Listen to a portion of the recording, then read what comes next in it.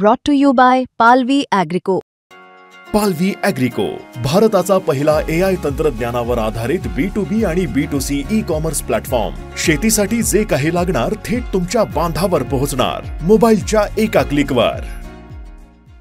काय गंमत आहे, मुख्यमंत्री म्हणतात आम्ही कोणाला ताटातलं कोणाला दिलेलं नाही आणि दुसरीकडे म्हणतात की आता मराठा समाजाला कुणबी प्रमाणपत्र मिळण्याचा मार्ग पण सोपा झाला आहे. म्हणजे कुठलं तरी एकच विधान खरं असू शकतं ना, म्हणजे दोन्ही विधानं कसे काय खरं असू शकतात?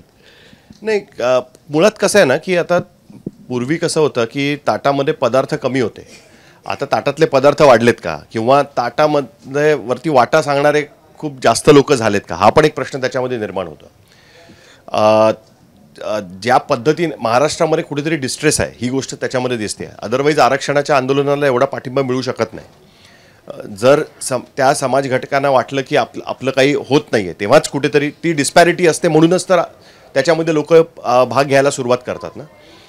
आणि ती डिस्पॅरिटी महाराष्ट्रामध्ये पण तेवढ्या प्रकर्षाने दिसायला लागलेली आहे. शेतकऱ्यांचे प्रश्न आहेत, बाकी सगळे गोष्टी आहेत, ते आपल्याला त्याच्यामध्ये दिसते. पण मला सगळ्यात जास्त आश्चर्य ह्याचं वाटतं की कोणीच स्पेसिफिकली सांगत नाही आहे. म्हणजे भुजबळ सांगताना सांगतायत की आणि आमच्या हक्काला, म्हणजे सरकारमधलेच दोन व्हॉईस वेगळ्या गोष्टी सांगतात, त्याच्यामुळे जास्त कन्फ्युजन आहे.